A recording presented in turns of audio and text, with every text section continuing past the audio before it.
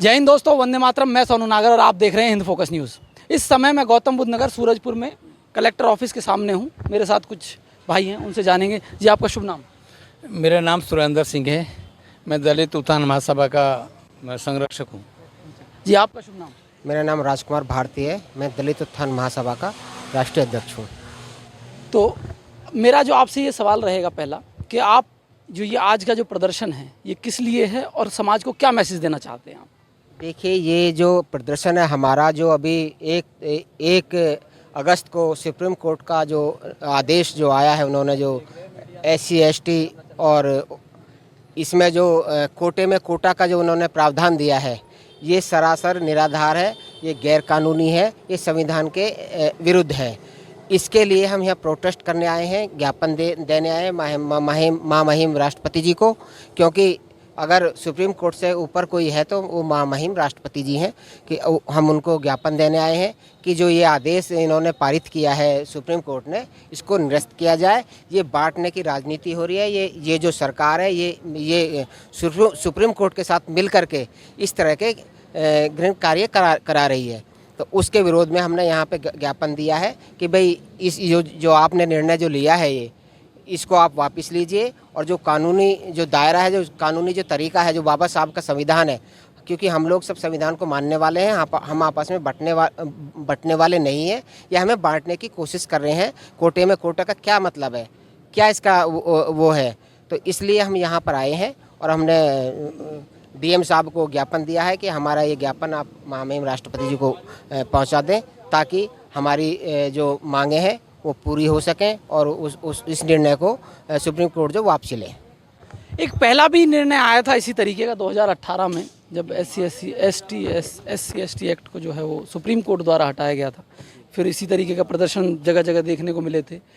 तो क्या कारण है कि ये बार बार इस तरीके के जो डिसीजंस हैं वो सुप्रीम कोर्ट लेता है? क्या इसमें सरकार की कोई शय है, या फिर सुप्रीम कोर्ट के ही कुछ जज हैं जो अपने आप को ज़्यादा बुद्धिजीवी समझते हैं, कि उन्हें लगता है कि भाई क्रीमी लेयर की एक अलग अवधारणा बनाई है। जैसे अभी OBC में क्रीमी लेयर का वो मुद्दा उठाया, अब SC समाज के लिए भी ये क्रीमी लेयर ढूंढ रहे हैं। जो पिछले 2-3 हज़ार सालों से, 2-3 सालों से नहीं, 2-3 हज़ार सालों से जो समाज शोषित है, पीड़ित है, जो निचले इतना नीचे दबाया गया कि उसको ज़मीन में घिस दिया गया, इस तरीके बस गड्ढे में उतारने के अलावा उसके साथ कुछ हुआ नहीं है जीवन में। अब उसको थोड़ा बहुत अगर कुछ आरक्षण मिलता है, वो भी सिर्फ सरकारी नौकरियों में, प्राइवेट सेक्टर में नहीं, चुनिंदा गिनी चुनी सरकारी नौकरियों में उसको कहीं कुछ आरक्षण अगर मिल जाता है, कुछ परसेंटेज, तो उसमें भी इस तरीके की अवधारणा जो ये लेके आए हैं कि भाई इसमें एक वो होना चाहिए, क्रीमी लेयर वाला हो। अब मैं आप लोगों के माध्यम से ही एक सुप्रीम कोर्ट से ये सवाल पूछना चाहूँगा कि आपका जब कॉलेजियम सिस्टम पे कहीं जब बात आती है, सुप्रीम कोर्ट के जब कॉलेजियम सिस्टम पे बात आती है, तो सुप्रीम कोर्ट खुद केस डाल के, खुद अपना तरीका करके उसको चेंज कर लेता है। लेकिन वहीं अगर SC ST समाज पे कोई, अभी इनको रोड पे उतरना पड़ रहा है, अपने काम काज को छोड़ के इनको रोड पे उतरना पड़ रहा है। ये यहाँ DM के पास अपना ज्ञापन सौंपने आए हैं कि किस तरीके से ये राष्ट्रपति तक हमारी बात पहुँचे, अपनी बात को पहुँचाने आए हैं। लेकिन आपके कानों पे जू नहीं रेंगने वाली, क्योंकि उसके बाद भी सरकार को इंटरप्ट करना पड़ा था। सर, मैं आपसे जानना चाहूँगा कि जो 2018 में जब ये एक कानून जो आया था, उसमें फिर किस तरीके से जब सरकार का इंटरवेंशन हुआ था, तो क्या आप चाहते हैं कि राष्ट्रपति सरकार को कहें और इस तरीके का इंटरवेंशन हो? क्या इसीलिए आपका ये पूरा प्रदर्शन है? जी, 2018 में जो इनका सरकार का जो आदेश आया था, उसके विरुद्ध भी हमने आंदोलन प्रदर्शन नहीं, किया वो सरकार का नहीं था, वो सुप्रीम कोर्ट का था उसमें, और यही फैसला सुप्रीम कोर्ट का था। आज भी सुप्रीम कोर्ट का ही फैसला है। तो हमारा धरना प्रदर्शन से सरकार की आँख खुली, उन्होंने फिर अध्यादेश पारित करा, वो इम्प्लीमेंट लागू हुआ उसमें। वही सिचुएशन आज हमारी आई हुई है। सरकार की एक जो पॉलिसी है, सुप्रीम कोर्ट में जो लोग बैठे हैं वो मनोवादी सोच के लोग बैठे हैं, उनको अच्छा नहीं लगता बिल्कुल भी कि आरक्षण से लोगों का ऊपर उठना, उनको रास नहीं आ रहा है, जिससे वो इन सारी प्लानिंग के तहत वो उनके तहत उससे फैसला सुनवाते हैं। क्योंकि जो कमेटी बनी, उसमें कमेटी हमारे बैकवर्ड का OBC कोई भी नहीं था उनमें से। अगर OBC का बैकवर्ड का कोई होता तो मैं आशा उम्मीद ऐसी करता हूँ, समझता भी हूँ, अगर ऐसा फैसला वो नहीं सुनाते। और उनको रिजर्वेशन जो हमारा ख़त्म करा है, एक साजिश, एक प्लानिंग के तहत सरकार की एक तरीका है, और वो तरीके से उनको ये सुप्रीम कोर्ट से उन्होंने पास कराया, क्योंकि उनको वोट लेनी है। और हमारे लोगों में इस सब चीज़ का बड़ा आक्रोश है, क्योंकि हमारा जो हक है, हकूक़ है, जो बाबा साहब का जो संविधान है, इस देश में संविधान अगर बचा है तो हम सब बचे हैं, अगर संविधान नहीं बच पाता है तो हम नहीं बच पाते हैं। उसी के तहत जो सुप्रीम कोर्ट का फैसला है, हम उसके खिलाफ आज यहाँ डीएम साहब के यहाँ ज्ञापन देना है।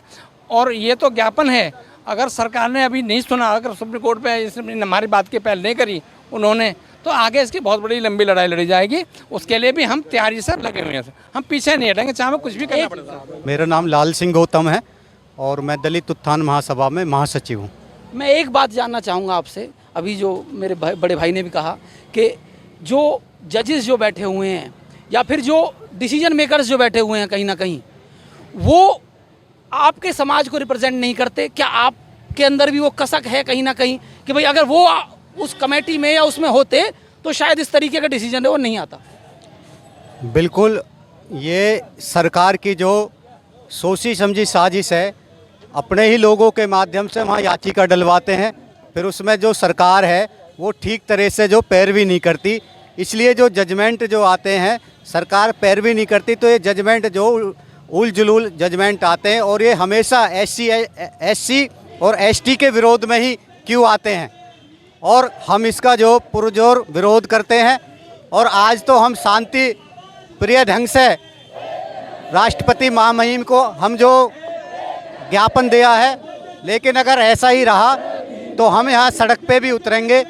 और जैसे हमने 2 अप्रैल 2018 को भारत बंद किया था, इसी तरह हम सड़क पे भी उतरना जानते हैं, धरना देना भी जानते हैं, क्योंकि हमारा जो समाज है वो जागरूक समाज हो गया है। अब जो हम इन बातों में आने वाले नहीं हैं। और आज तो हमने अपनी बात जो बड़े शांति प्रिय ढंग से दी है। हम अगर सरकार इस वापस नहीं लेती है इसको, तो हम जो सरकार को जगाने का काम करेंगे। तो सरकार के जो कान हैं वो अभी थोड़े सुन्न हैं, आवाज़ें जो आपको सुनाई दे रही होंगी यहाँ पे, वो आवाज़ें जो हैं वो गूंजें। और मैं चाहूँगा कि इस तरीके के जो डिसीजंस हैं वो ना हो। और आपसे मिलते हैं नेक्स्ट वीडियो में। आपका बहुत बहुत धन्यवाद।